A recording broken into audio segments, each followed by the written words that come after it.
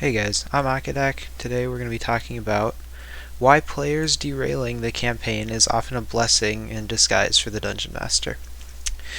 If you've ever played Dungeons & Dragons, you know that no matter what the Dungeon Master might do, their plans for the session can easily go out the window. For a while, when I was running adventures for small groups of my friends, I clung too desperately to my plot.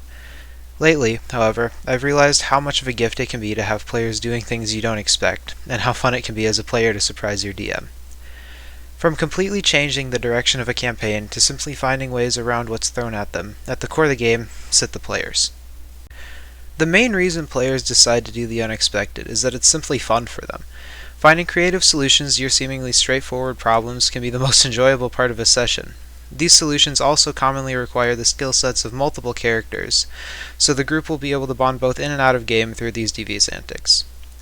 That type of camaraderie can't be gained superficially. As you turn around the bend, you see a lone swordsman standing partway across a rope bridge. I'm gonna drink the bee potion. Can I hop on the bee and cast Eldritch Blast on the guy on the bridge? Sure. Roll the hit. 23? That hits.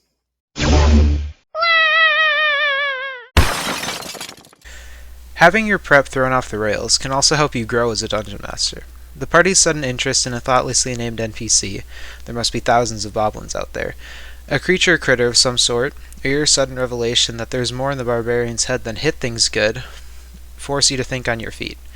Improvising poorly once will likely help you have a backup for the next time things get silly. A good way to help your world feel really alive is to have a few random NPC tables ready at any given time. That way, when characters take interest in an NPC you didn't expect them to, you can quickly have a good idea of who they are. You also won't have to worry about coming up with a person's whole story on the spot, so it'll save you a lot of anxiety and stress as a dungeon master. Additionally, when your original adventure goals are uprooted, it means that the new goals have been put in place by your players. If you're able to keep your footing and improvise along with this, even if you need to bend some rules and game mechanics, you'll be creating something special with your players instead of trying to give them something they may or may not like. And this isn't to say that preparation for a session is bad, but written adventures only allow for so many disruptions before they stop making sense. Now, all this might sound just great, but there are a few risks of letting these types of player decisions play out.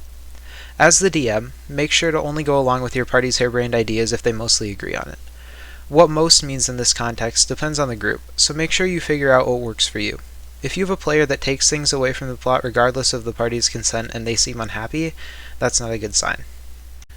Another issue that can arise happens if players stray away from the plot before it's set in action. This can happen if you have a drawn-out exposition or if your players are impatient. When this happens, it can be really difficult to find any motivation for the characters to actually go on adventures instead of just goofing off. Players finding creative ways around combat also has some issues. While it can be fun to outsmart you, the DM, this can occasionally cause some difficulties. One example that comes to mind happened when I first started to DM. I had a veteran player with me, and they were power gaming a little bit heavily. They would ask for magic items that they wanted, and not knowing any better, I usually threw them in along with the treasure from the next encounter or dungeon. The problem came when they barricaded a room shut and used create or destroy water and an alchemy jug to flood it and kill the creatures inside. I allowed it, but there was meant to be a letter in the room that would push the story along, and there wasn't anywhere else that made sense to put it. Looking back, had I had the experience I do today, I could have found a way around it, but especially for new DMs, let your players know if you're struggling. Transparency can help with a lot of problem players and player problems. Overall though, even though there can be some issues, the story you tell with your players is going to be consistently better than the one that you tell for them.